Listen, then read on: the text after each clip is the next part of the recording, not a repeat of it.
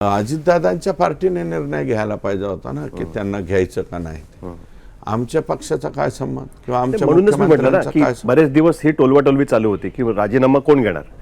मुख्यमंत्री म्हणत होते की नाही, अजित नाही, पवारांनी ठरवायचं मुख्यमंत्री आहे. अजित नाही. पवार म्हणत होते की मुख्यमंत्र्यांचा अधिकार आहे. अजित दादा पवार साहेबांनी हां, मला वाटतं 2 किंवा 3 आठवडे झाले असतील हां, त्यांनी स्टेटमेंट केलं की एक वेळा माझ्यावरती आलतं, हे अंगलट आलं होतं, माझ्यावरती नैतिकतेच्या दृष्टीनं राजीनामा देण्याच्या संदर्भामध्ये प्रेशर आलतं, तर मी राजीनामा दिलता. तसं धनंजयने पण राजीनामा द्यावा का नाही हे त्याचं त्याने ठरवावं.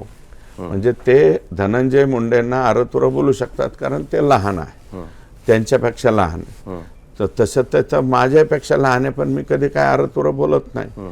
पण धनंजय मुंडेंनी त्यावेळेस मला वाटतं विचार करायला पाहिजे होता की आपला नेता काय म्हणतोय आणि अजितदादांचा आदेश हा येतोय हस्ते पर हस्ते की राजीनामा द्या, तर त्यांनी झटकन राजीनामा देऊन मला वाटतं मोकळं व्हायला नाही. पाहिजे. पण पंकजा मुंडे आता काय म्हणाले बघा, त्यांनी सांगितलं की ज्यांनी दिला त्यांनी उशीर केला आणि ज्यांनी मागितला, कारण बातमी अशी चालू आहे की देवेंद्र फडणवीसांनी सांगितलं की तुम्ही राजीनामा द्या नाही तर मी काढतो.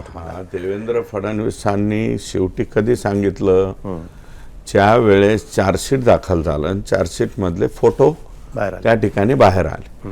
आता मला आश्चर्य वाटतंय, काही काही टीव्हीवरती याच्यावरती बोलणं चालू होतं, कोणी काही पण बोलतं की चार्जशीट दाखल व्हायच्या आधी हे फोटो तुमच्याकडे होते का, तुम्हाला माहित होते का. असं कुठं होत असतंय.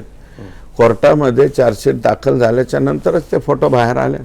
फोटो बाहेर आल्याच्या नंतर मला वाटतं मुख्यमंत्री महोदय विधान भवनातून जे तडक निघाले ते सह्याद्री गेस्ट हाऊसवर, आणि सह्याद्री गेस्ट हाऊसवरती त्यांनी दादा ते आमचे प्रदेशाध्यक्ष, त्यांच्या पक्षाचे प्रदेशाध्यक्ष आणि धनंजय मुंडे यांना बोलवून घेतलं आणि स्पष्टपणे सांगितलं उद्या सकाळी तुम्ही राजीनामा देऊन टाका.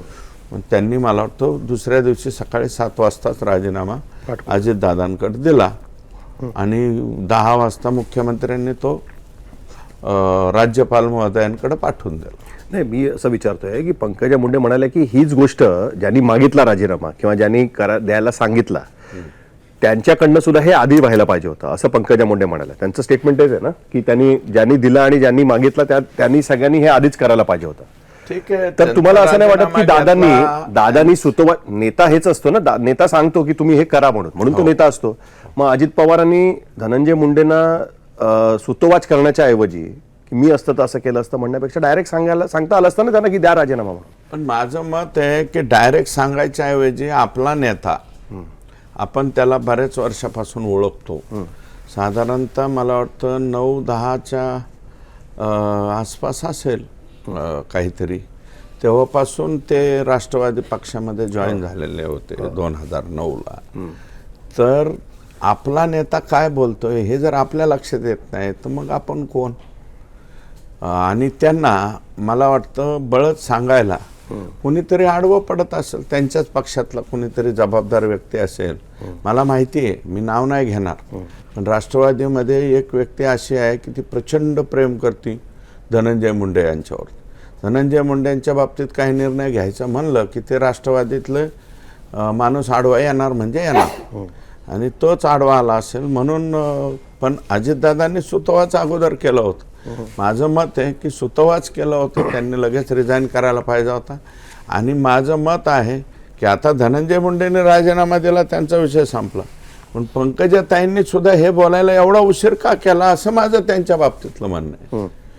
तुम्ही बोलण्यातही उशीर केला, पंकजाताईंनी बोलण्यातही उशीर केला, आणि संतोष देशमुखला भेटायला जायला सुद्धा उशीर केला. जायला पाहिजे होता. मग आता त्या म्हणतात की संतोषच्या आईची मी माफी मागते. कधी म्हणाल्यात त्या?